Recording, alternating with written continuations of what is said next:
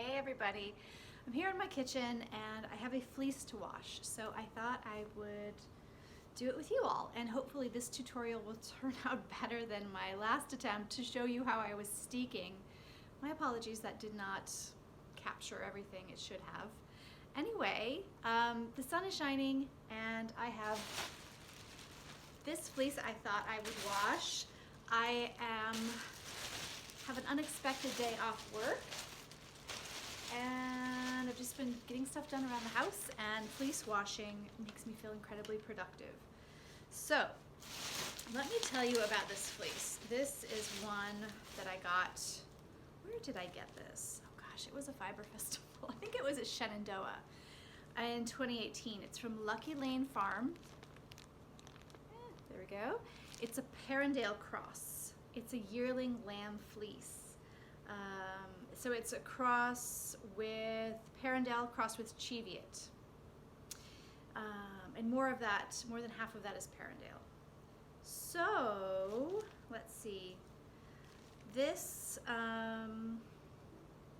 is actually the second shearing of this particular sheep. She was first shorn as a 3-month-old to reduce her risk of overheating in the mid-Atlantic summer. So this is a farm in Maryland. Oh, and my little critter just walked in. She must have heard me talking. Do you want to come and say hi? Yeah? So this is not a coated fleece, but it is relatively low in veg matter.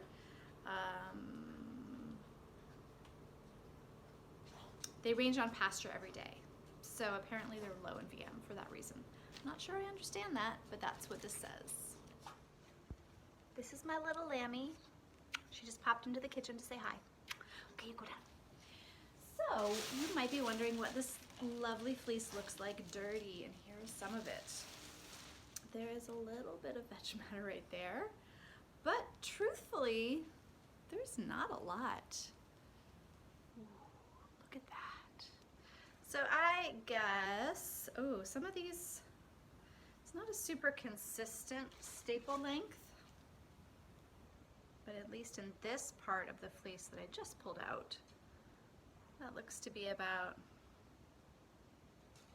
3 inches. A little bit more than 3 inches. So a little bit of crunchy tips. Actually, when I say crunchy, they're not really crunchy. When you do that to them, they do not break off.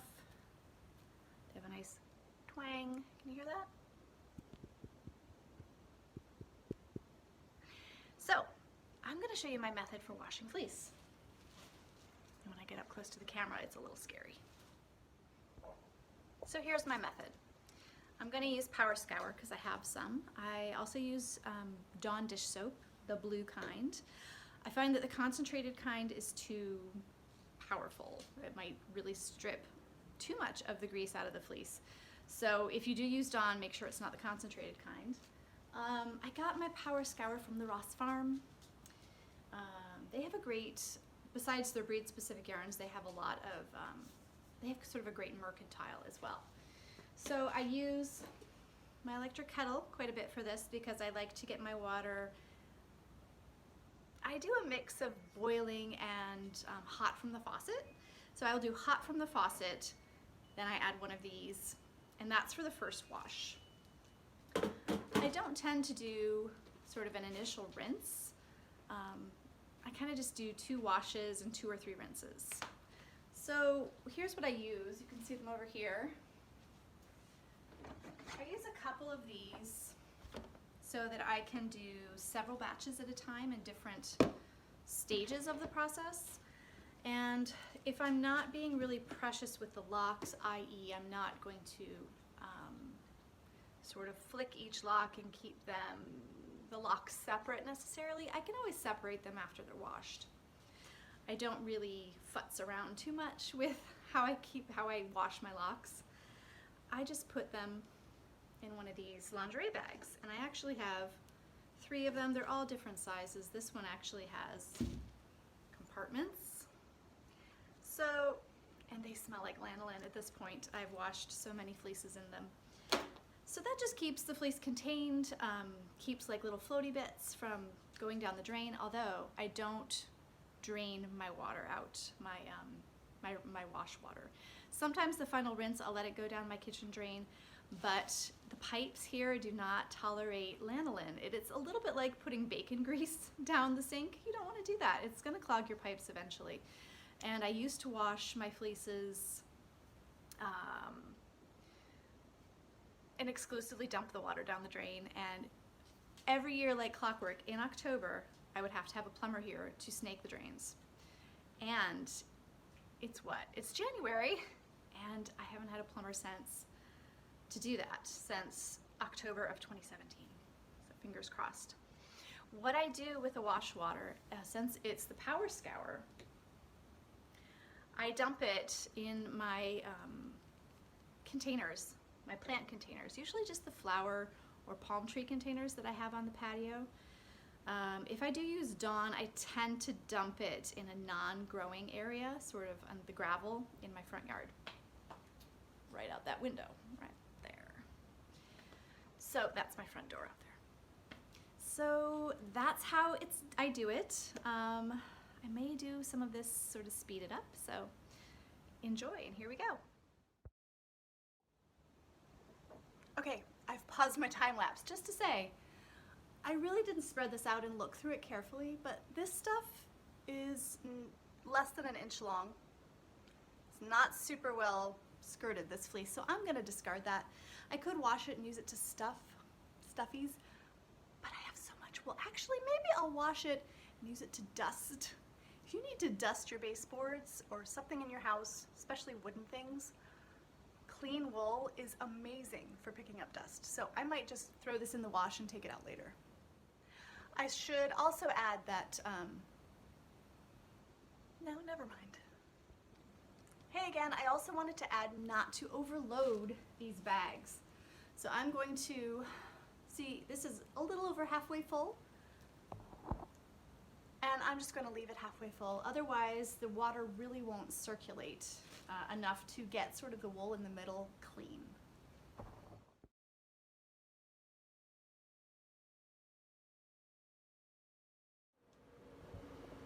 All right, so my kettle is almost there in terms of boiling. And over here, you can see my nice soapy, without dumping my phone in there. Oh, some dirty dishes in my sink, but some nice soapy wash water. All right, so let me pour in let's see what the water says, the kettle. Okay, it's 190 degrees. I'm just gonna pour in this hot, hot, hot water, and that will just, this is already hot water from the tap, but I like to put in a kettle full of this, and I fill it up right away for my next batch. So I'm gonna take, this is a nice full container, I'm gonna take my biggest bag, let's start with that, and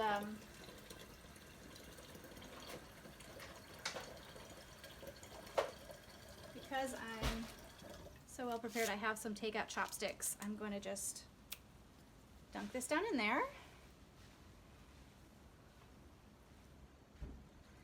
Oh yes, yes, yes. So let me see if I can sort of dip this camera down so you can see. So yeah, there is the first wash water going. And as I move this around, you can see some of the dirt being moved around, coming out of that bag. I'm gonna do this first wash probably for about 15 minutes. If it were a greasier fleece, I would only do 10 minutes at a time. I think if you leave a greasy fleece in really hot water and it starts to cool off just ever so slightly, then that lanolin redeposits, and you may not notice that you've got that sort of waxy buildup. I think it's even worse than spinning something in the fleece. You may not even notice that waxy lanolin redeposit until you go to card or comb your wool, and it's just horrible. So I will let this first wash go a little longer because it's not a super greasy fleece. So yeah, let's see what this does. Oh, I'm gonna start another bin. I'll do it on my other side, on the other side of my sink, and yeah, we'll sort of alternate them. So I move this around. You may be wondering, is that too much agitation? No, it's not too much agitation. Just letting some of the dirt come out. Caveat though, if this were a Shetland fleece, I would watch myself. I would not. I would move it around minimally because Shetlands are quite likely to felt in the wash. Ask me how I know.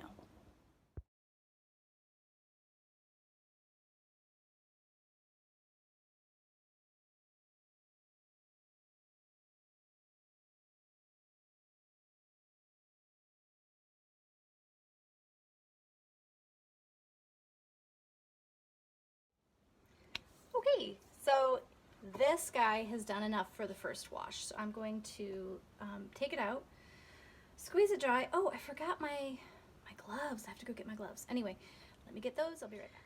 Okay, so this batch has cooked long enough, and what I'm gonna do is take it out, drain it, squeeze the liquid from it, put it here while I start the next bit. I'm gonna take a look and see if I think it needs another wash. I may just do rinses.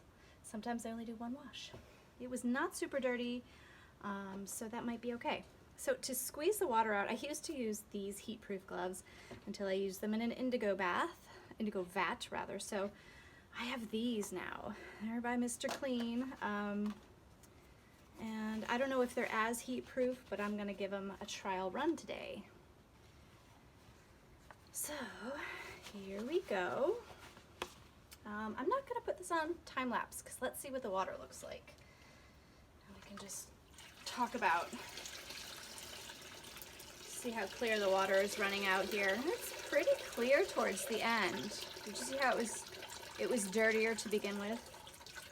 So let me gently squeeze.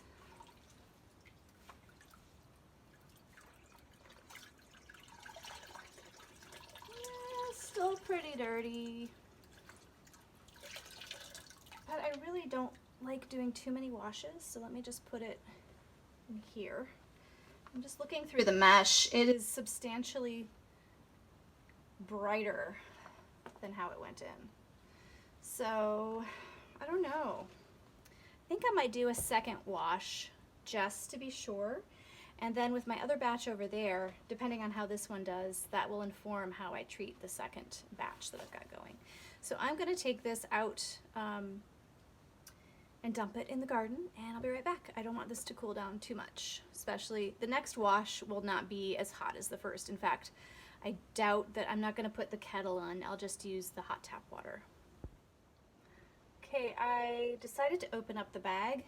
I honestly don't think this needs a second wash. Let me just compare the color. Pre-wash, post one wash. I think one wash is gonna do it with possibly an extra rinse. Let's see how it looks. I'm gonna forego the power scour and let me start this hot water again. As I said, just tap water this time. The Mr. Clean gloves, they were pretty good. I didn't feel the heat of the hot water through them at all. So yeah, we'll be right back. We'll put this in for a couple of rinses. Okay, in it goes for the first rinse. Let's see what the water does. It's cloudy. Can you see that? Probably not. So see down there, right around my thumb area? It's cloudy but not dirty. This is probably not enough water either. I'm gonna put some more water in, not that it runs on top. I'm just gonna sort of smush this down. Not let the water hit the wool.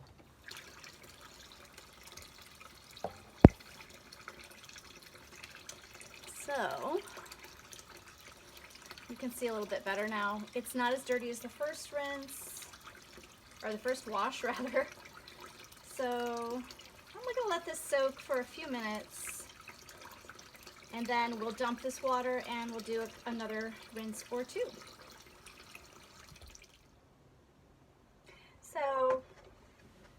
really glad I didn't do a second wash. Can you see these bubbles right here?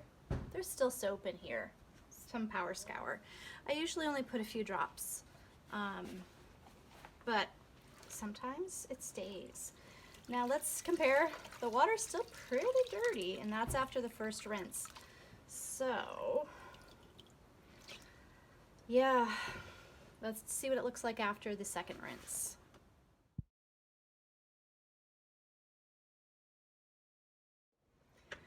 So then, this is the second rinse for this batch, and I've got my other batch rinsing as well. And really, when I say rinse, just let it soak in hot tap water for about 5 minutes. So let's see what this water looks like now. And we can sort of decide if we want, and by we, I mean me, decide if we want a third rinse. So that is much clearer water. It's coming out of what I'm concerned. What I'm looking at is the water that's coming out when I squeeze. It is crystal clear. Yes, it is a bit cloudy here. I'm actually going to dump this down the drain. I don't think there's a lot of risk there of too much oil. And goodness, should we give it a third rinse? I don't want to. I think it's probably all right. Let's take a look at the fleece. Now, as the fleece is being processed, more dirt will come off as well. I don't want to handle it too much while it's wet, but we can take a look.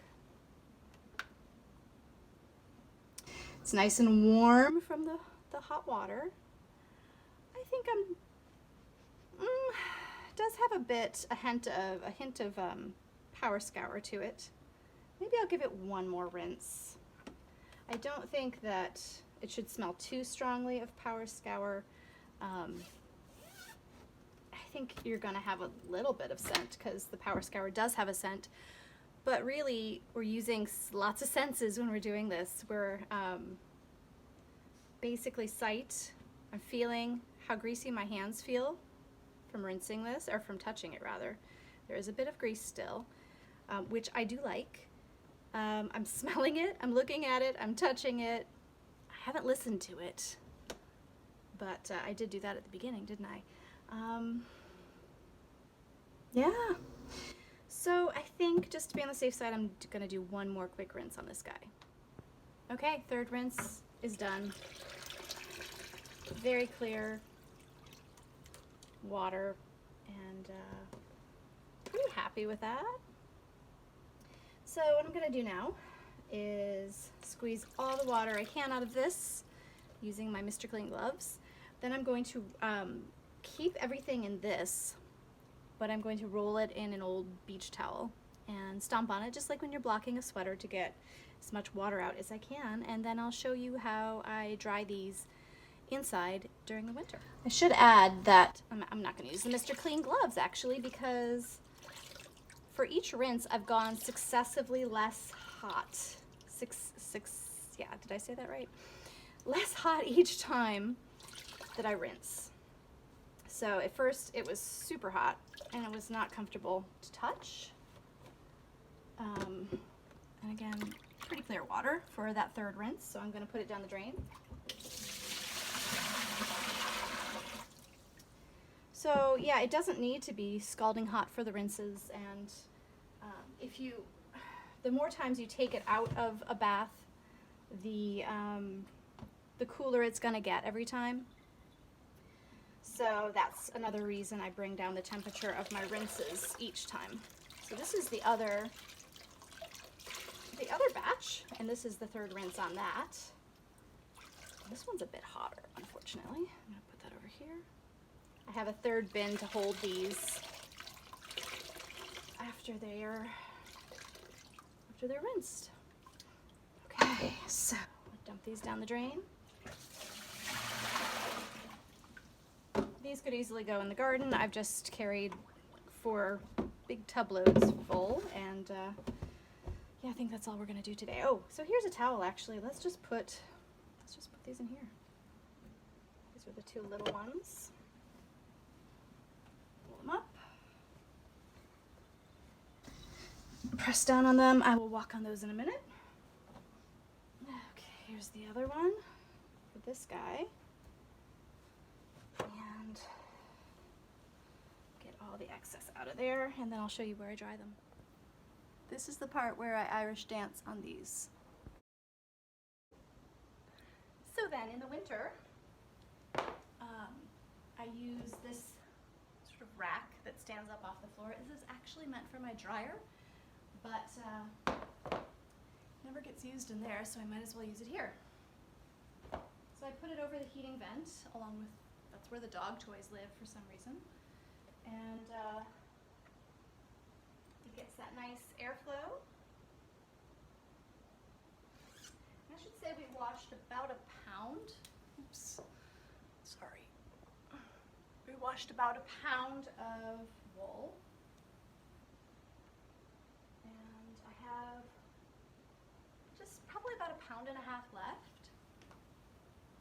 So this took me less than an hour to do. Of course, the drying could take a while.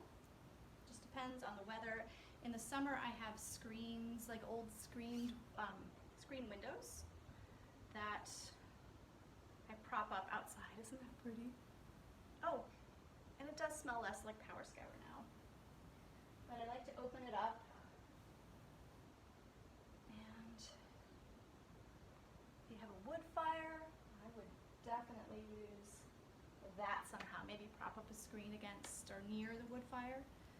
Oh, there was a little bit hiding in here. Hang on. Hello. Isn't that pretty, pretty, pretty wool? So yeah, I'll come and turn this over occasionally so it can dry, and it'll probably take 2 days, maybe.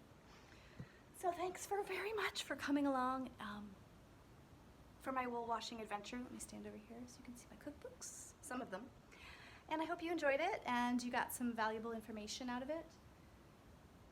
And I'll let you know how it all goes. So that was my Perrindale Cheviot Lamb Fleece Part 1.